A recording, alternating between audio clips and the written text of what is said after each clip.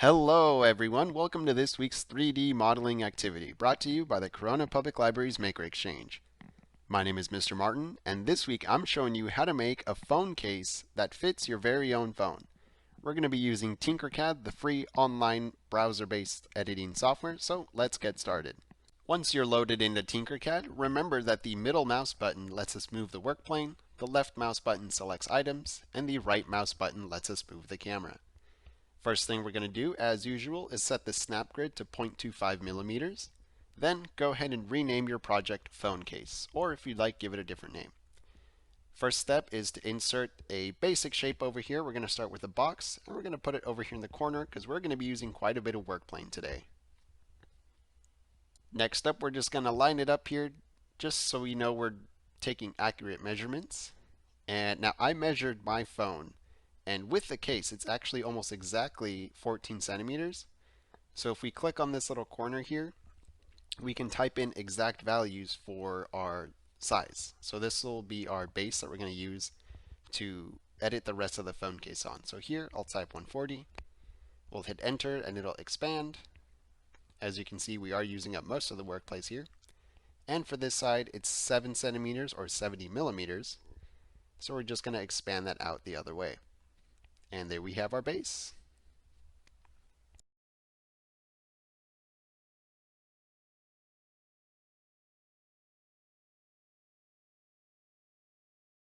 Now, this is just the general volume that we're working with, so we still need to touch it up a bit. But first, we do need to make sure it is perfectly flat on our work plane, since we're going to be using it to reference the entire shape of our phone case. So here, this little line comes up. Now, my phone ended up being 1 centimeter thick approximately, so we're going to round this to 10 millimeters or 1 centimeter. And there we go. Now we're ready to start adding to the edge of this to create our phone case. With that set up, now we can start adding on the edges. So let's insert a cylinder since it's already nice and round for us. Now when we click to insert, it's a set dimension already. So we need to click on the corner here and convert it. Now it's at 20. Our shape was about 1 centimeter tall, so we're going to make it 10 millimeters here so that when we lay it flat, it's approximately this the side or the dimension of the wall or the base here. Now we obviously need to rotate this. It doesn't matter how tall it is at this point since we can always adjust that later. But we're just going to hit Control C and then Control V to copy it. And what we're going to do here is we're going to create a cutout for the inside of our cylinder here. So we're going to make it a little smaller. And now go to the top view to line it up perfectly in the center. And what we're going to end up doing here is cutting out the inside to create a nice round edge for the inside of our phone case, since most phone edges nowadays are very round. Gone are the days of the flat phones that you can stand up on their own. So as we've done in previous tutorials, we're going to stretch this out just a little bit to make sure that we're cutting out both parts on the top and bottom and make sure nothing's left over. And since we still have that middle circle selected, click on the Hole tool, and that's going to create the cutout for us. Select both shapes and group them together. And there we go. We've got our nice cutout cylinder.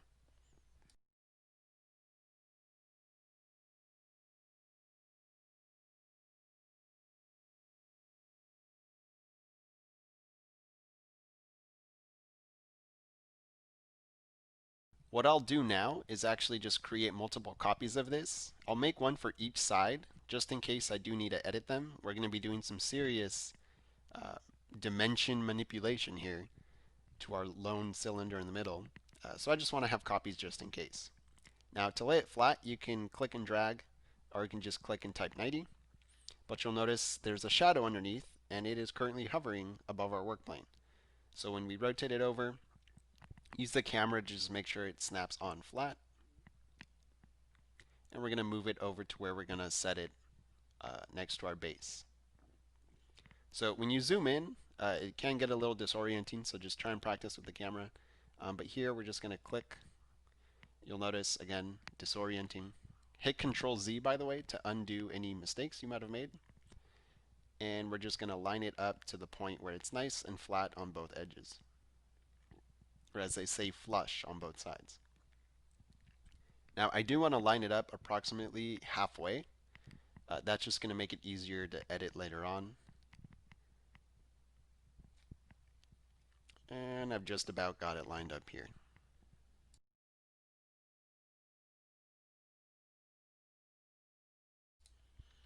All right, let's do a little quick check. And now is the part where we can stretch it out. Again, as with the other objects, you can click on the dimension here. If you hold shift, it will scale the whole thing. So just click on the one side and either drag it over or click and type 140. There you go. You've got one side set now. Now it's just time for the others. Before you do that though, it's a good idea to make sure, again, just in case, make it nice and lined up, since we will be copying and pasting this.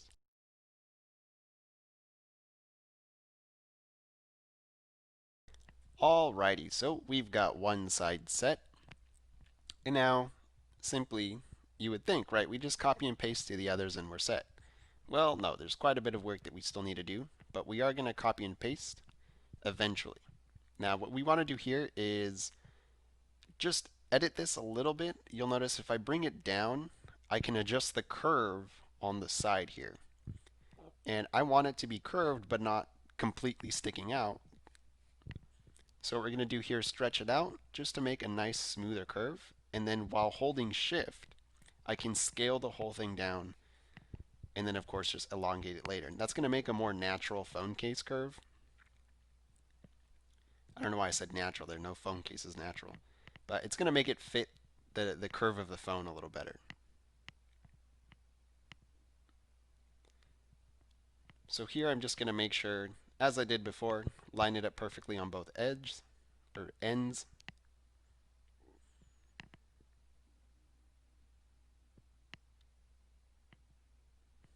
And of course you can just type in 140 to make sure it's perfectly accurate there. So bingo, now it's looking a lot better than before. And you'll notice it's okay to have a little bit sticking out, since as with a normal phone case, it is going to stick out and up a little more. Phone cases typically don't have a little pasta noodle as the edge. We really only want the half here. We just want that outside curve. So to get that, we're going to insert a box by choosing the shape over here on the right. And when we do that, there's really two ways to do this. You can either line it up perfectly to the base, stretch it out, and use that to cut one half. But to give us a bit more control and to make it easier to see, we're going to put the box over here, shrink it down.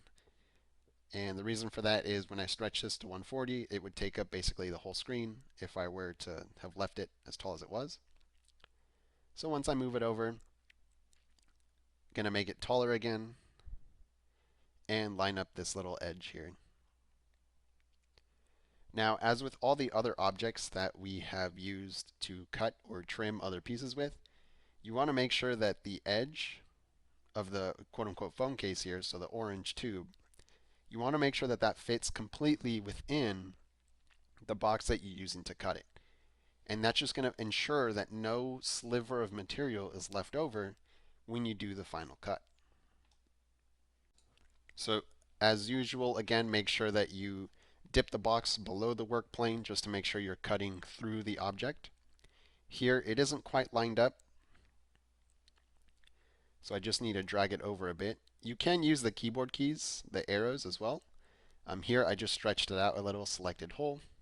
Once you do that, select both and group them, and there you go. You've got one smooth curve now that's a complete edge of your phone case. Flip it 180 degrees, and it's ready to be moved into place.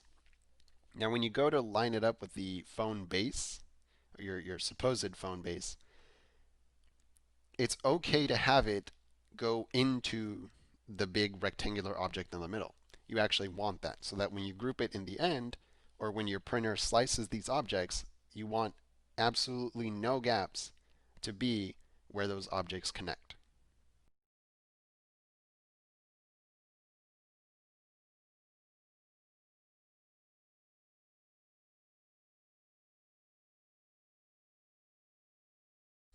So congratulations, you have reached the fun part where you can just copy and paste everything. Don't forget you have your backups here. since we did a good job with this curve, we don't really need those right now. So simply copy paste, rotate the edges and line them up. Remember, when you do that, it's okay to have the edges go through other objects. For the most part, you do want that to happen. It's okay if they overlap. When you group them together at the end, that'll ensure that it is one solid object. So just go ahead and copy and paste all around, and of course adjust the edges when necessary. One side is 70, or in my case, it was 7 centimeters or 70 millimeters. Yours may be different, so just make sure you're adjusting those dimensions as you see fit. And you might notice it looks a lot like a phone now. If you've gotten to this point, good job. And I'm sorry to have to tell you this, but now we are going to have to do some math. First, though, let's insert the sphere. You might be thinking, okay, rounded corners, we'll just put in a sphere, change the dimensions, and we're done. Well, no. Over here, you'll notice our edges ended up being about 2.79, in this case, millimeters wide. So you might be thinking, okay, let's just copy that. We'll copy the height as well. That was approximately, I think, 10.94. So we'll adjust our sphere or our curve here to match that. And we'll just line it up and boom, we're done, right? Call it a day. Well, not quite. So if we line it up near the middle, you'll notice we're still off. So if we just simply pull it out, you'll notice we are still also off. Our shape here was only 2.79 meters in diameter, but we need the radius of our sphere to be 2.79. So that means our dimensions have to be doubled. So simply click on the corner. 2.79 times 2 is 5.58. And again, this is specific for the measurements that I took. Depending on what measurements your phone was, you might want to adjust those differently. And if you try and insert it, there will be a bit of overlap. So you want to make sure you pull it out to the point where you get this kind of crosshatch pattern on the edges. That ensures that the shape is indeed overlapping and there will be no gaps when you go to print this or solidify it into one shape.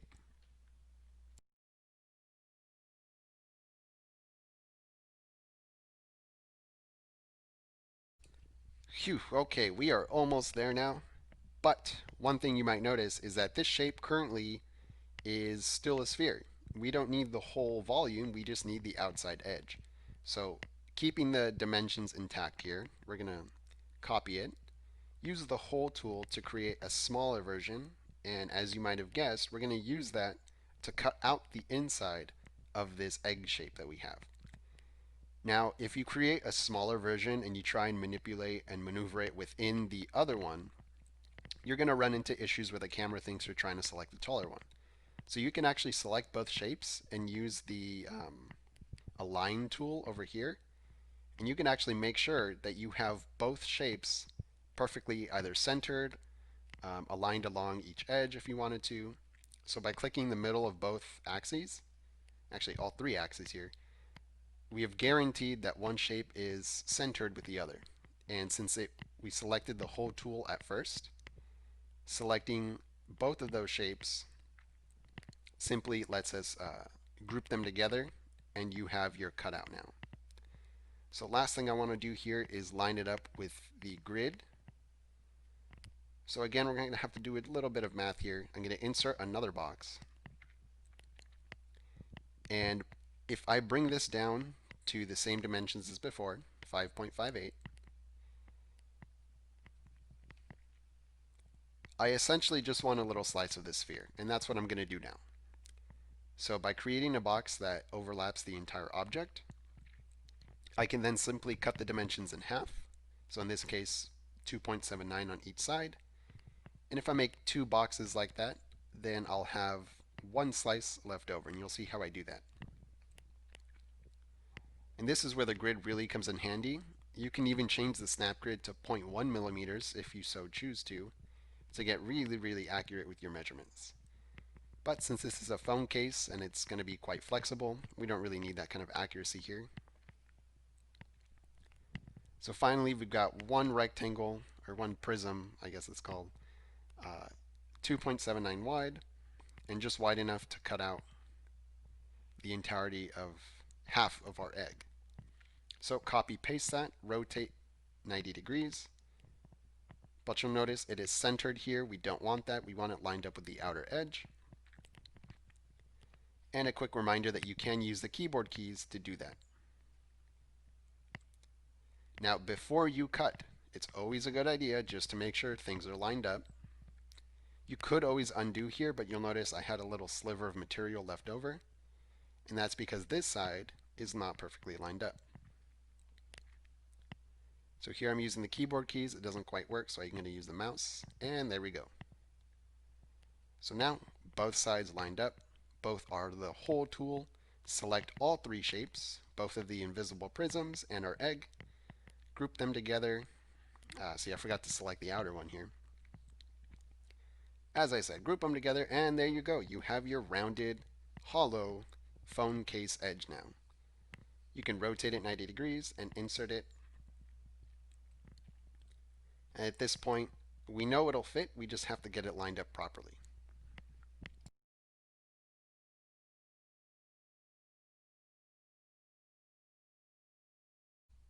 And as before, it's okay to have that little crosshatch pattern. You actually want to see that because that ensures that you will have overlap of your material and that you won't have any gaps in between those two objects.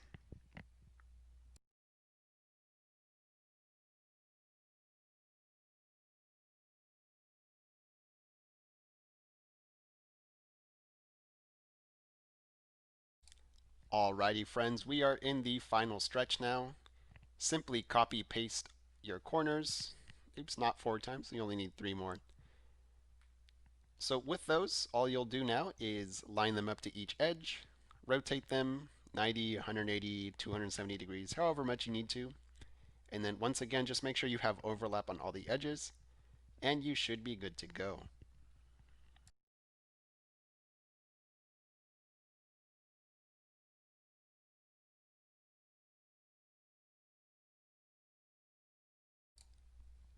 Now, just as a little side note, if you do end up seeing that they don't quite fit all the same, don't be afraid to adjust the edges of either the base or the edges of your uh, eggshell curve here, just to make sure that it lines up. Again, the most important thing is not necessarily the curve in the middle, although we do want that shape. The most important thing is that you don't have any gaps along the outside, or the bottom for that matter, but we'll worry about that in a bit.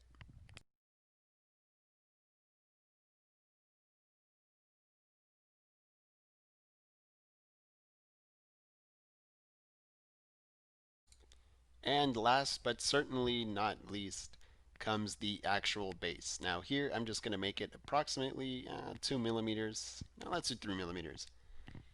So here we have adjusted the base. Our corners are lined up. All we have left now is to select all of the objects in view, minus our backup cylinders, and group them. And once you do that, you'll notice it all changes to the same color material. Go ahead and look at all the sides and edges just to make sure things are overlapping and looking good. We've got our nice little curved inside that's going to let our phone fit better. Typically the material you print with is quite flexible, so you should still be able to snap this over the edge. And now is when you start thinking about, okay, do you need a headphone jack? Where is your charging port? Where are your side buttons? And then just creating, using cylinders or boxes or other shapes to cut that out. So for example now, if you so wanted to, you can insert the cylinder here, adjust it, and then use that to create your camera cutout. So that could be one option. Again, that's completely dependent on what your phone looks like. You could stretch it out if you have one of those weird phones with like the huge boxy cutouts. But I'll leave all of those details up to you so that you can customize this completely according to your phone. Now that you have your base phone case, simply delete everything else on the work plane and feel free to move around and adjust your phone case as desired. So there you have it, folks. If you've enjoyed this video, simply stay tuned for more Maker Exchange activities. We'll see you in the next one.